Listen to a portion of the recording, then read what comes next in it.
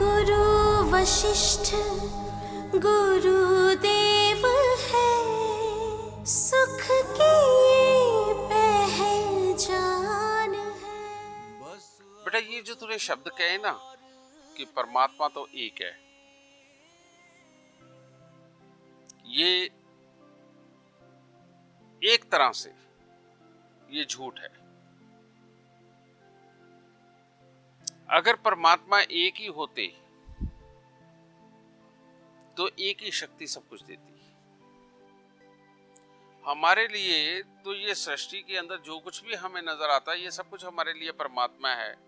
सूर्य देवता वो हमारे परमात्मा है, चंद्रमा देवता वो हमारे परमात्मा है, हवा देवता वो हमारे परमात्मा है, पानी बरसता है वो हमारे परमात्मा है। समझिए ना, ये हवा है देवता है, ये हमारे परमात्मा है। बेटा फिर एक सूरज में ही ये सारे गुण क्यों नहीं थे कि वही रोशनी भी देते, वही हवा भी देते, वही पानी भी देते और सब कुछ देते? क्या ये संभव है?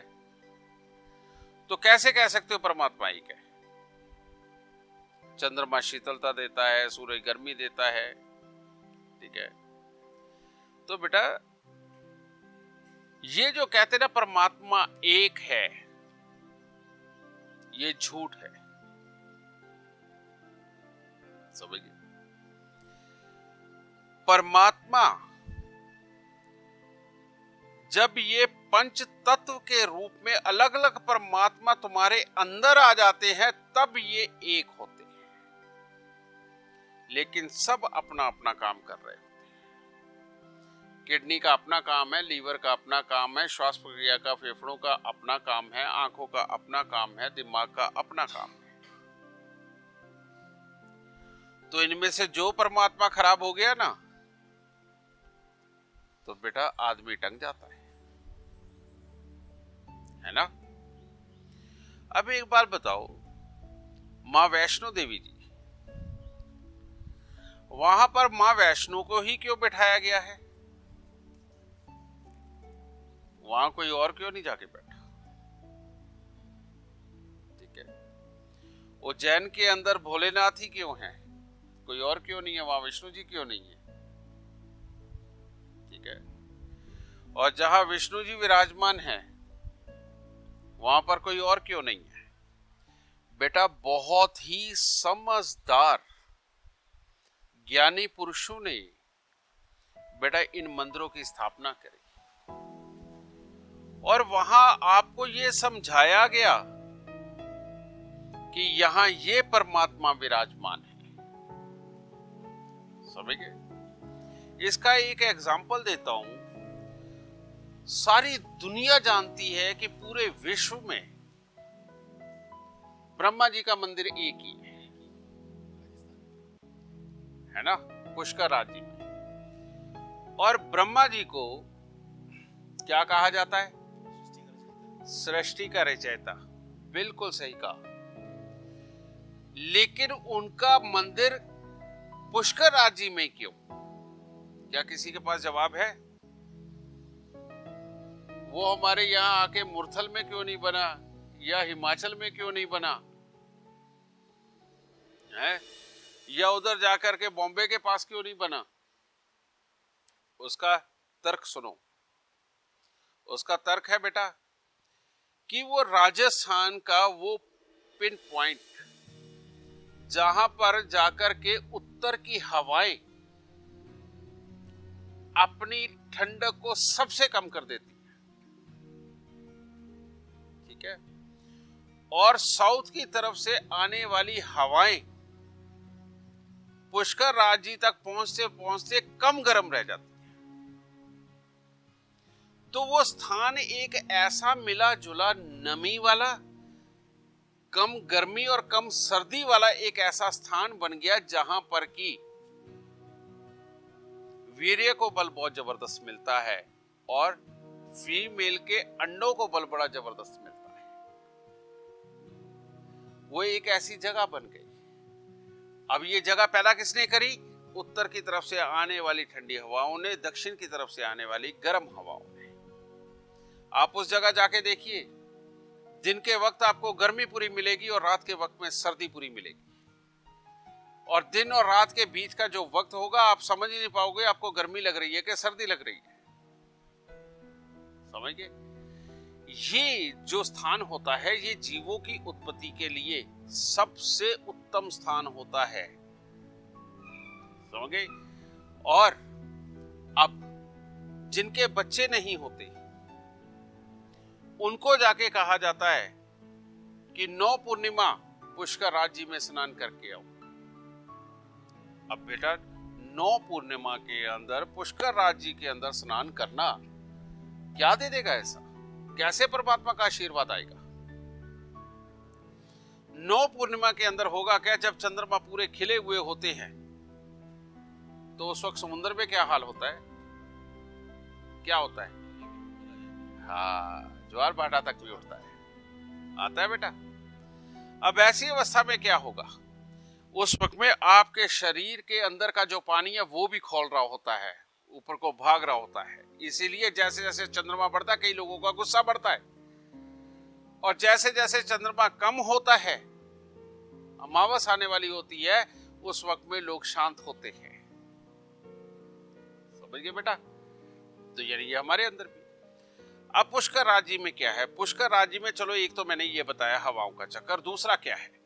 पुष्कर राज जी में एक कुंड है जिसके अंदर स्नान करने का विधान है, लेकिन वहां पूजा को हवन के जरिए किन्हीं और ज्वलंत पदार्थों के जरिए संपन्न नहीं किया जाता। वहां पूजा का विधान क्या है कि आप थोड़ा सा सिंदूर लो, थाली में फूल लो और एक धूप बत्ती जलाओ, और आपका वहां पर इसी तरह से पूजा कराई जाती है। पूजा कराने के बाद उस थाली को उस कुंड के अंदर धोया जाता है, और फूल कुंड में ही छोड़ दिए जाते हैं, सिंदूर कुंड में ही छोड़ दिया जाता है, इवन धूप भी कई बार डालते हैं। धूप बनती है उन तत्वों से जो इस सृष्टि की हवा को प्योर काम करने का काम करती है, उसके अंदर छुपे खराब जर्म्स को मारने का काम करती है, औषधि। सिंदूर का काम है वो पानी को भी प्योर करता है, हवा को भी प्योर करता है। समझ गए? कुदरती फिल्टर लगा लो, वो उसपे गुण ही ऐसे हैं। और फूलों का काम क्या है? अगर खड़े पानी में डाल दिया जाए तो फूल अपने सारे मिनरल्स उसमें छोड़ देते हैं। और बच्चा ना पैदा होने का कारण क्या होता है? औरत के अंडे वीक, आदमी का वीर्य वीक। यही होता है।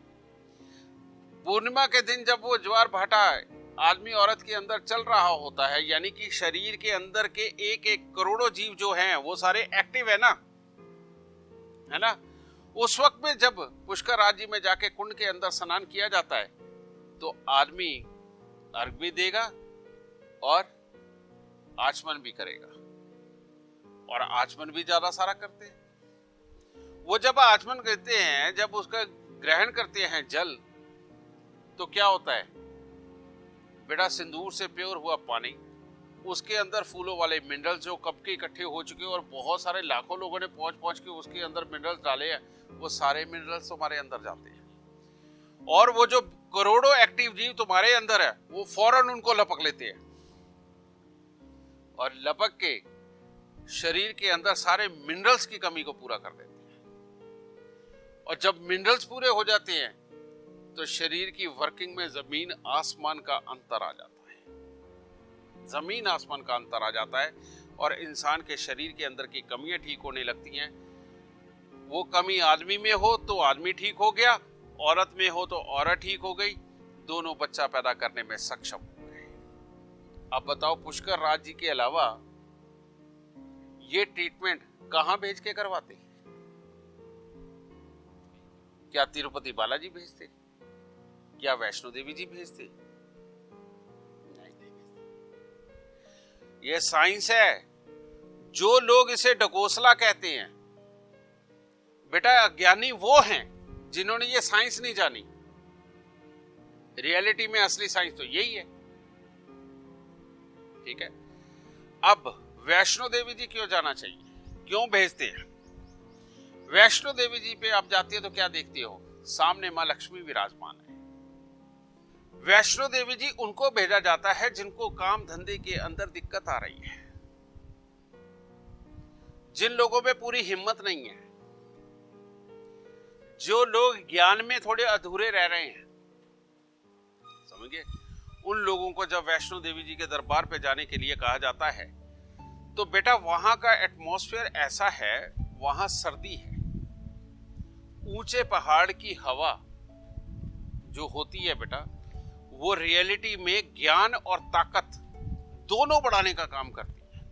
ऊंचे पहाड़ की हवा, समझे, ज्ञान और ताकत दोनों बढ़ाने का काम करती है। तो जो लोग लगातार वैष्णो देवी जी जाते हैं उनके ज्ञान भी बढ़ता है, उनके अंदर लोगों के साथ घुलने मिलने की प्रवृत्ति बढ़ती है, जल्दी लोगों को अपना बनाने की प्रवृत्ति बढ़ती है और अपने ज्ञान से हिम्मत करके उनसे काम निकाल लेने की जो एक काबिलियत है वो उनके अंदर ज्यादा डेवलप होती है। और जब भी काम संबंधी दिक्कत आती है उनको वैष्णो देवी जी भेज दिया जाता है। ठीक है, तिरुपति बालाजी क्यों भेजा जाता है? वहां जाके बाल ही क्यों उतरवाती हो? क्या रीजन है? उसका रीजन क्या है बेटा? ये जो हमारी चुटिया का स्थान है ना, इसे तालू बोलते हैं। रियलिटी में ये एंटीना है, यहां से बुद्धि अंदर जाती है, समझिए। तिरुपति बालाजी आप जाते हो, दूर से देखते हो एक पहाड़ के ऊपर विराजमान है, लेकिन जब देखते हो तो गर्म पहाड़ है, वहां पहुंचते हो तो गर्मी कहर की गर्मी पड़ती है, समझ गए ना, यही पड़ती है ना। वहां आप जाते हो तो वहां पर जब पहुंचते हैं हम, वहां जाकर के विष्णु भगवान की रियलिटी में एक असीम कृपा होती है। और वो असीम कृपा क्या होती है कि उस हवा के अंदर मेहनत करने की ताकत, विश्वास करने की ताकत, समझ गए, और किसी भी चीज को अंजाम तक पहुंचाने वाली जो ताकत हमारे अंदर कमी होती है उसको वो पूरा करती है। तिरुपति बालाजी का स्वरूप क्या है आप लोगों को पता है? बिल्कुल काले दिखाए गए, बिल्कुल काले दिखाए गए। और कहा यह जाता है कि वो तो साउथ इंडिया से इन्फ्लुएंस थे और इसलिए नहीं। वहां आप जाके रहो, आप काले हो जाओगे, आप वहां जाके रहो, काले हो जाओगे। और गर्मी पड़ती है वहां पर ऐसी, और बरसात भी बार बार आती है, समझ गए, वो उस गर्मी को और बढ़ाती है। तो वहां पर उस मिट्टी के अंदर एक खासियत है कि जब वहां की मिट्टी और वो हवा मिलती है आपस के अंदर, आपके नथनों के अंदर जाती है, तो वो आपको हिम्मत, ताकत, बल देती है। और वो बल देती है जिससे कि इंसान हिम्मत कह लो या जिद करके अपने कामों को पूरा करता है, लेकिन गर्म दिमाग से नहीं, ठंडे दिमाग से। ठंडे दिमाग की भी जिद होती है, जरूरी नहीं गर्म दिमाग वालों की जिद होती है। गर्म दिमाग वालों की जिद उनको खराब करने के लिए होती है, ठंडे दिमाग वालों की जिद उनको कामयाब करने वाली होती है। तो इसीलिए जब तिरुपति बालाजी जाकर के जब हम बाल उतरवाते हैं ना बेटा, तो पहले हमारे यहाँ जब भी गुरुकुल के अंदर बच्चे का प्रवेश होता था, वो भले महाराजा का बच्चा हो, बादशाह का बेटा हो, उसकी सबसे पहले बेटा बाल उतरवा के उसकी टिंड कर दिया करते थे।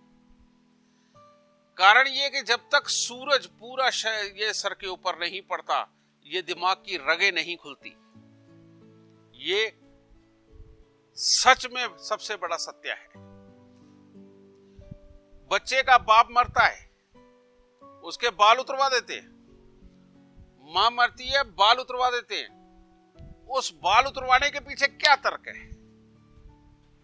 उसके पीछे तर्क ये है कि अब तू जिम्मेवार हो गया है, ये हिस्सा खाली हो गया, तुझे ये हिस्सा भी संभालना है। चाहे बाप जाए चाहे मां जाए, तेरे को ये हिस्सा संभालना है। उसके लिए अकल कर। और ये अकल की नसें तब खुलेंगी जब सर के ऊपर डायरेक्ट धूप पड़ेगी, समझ गए?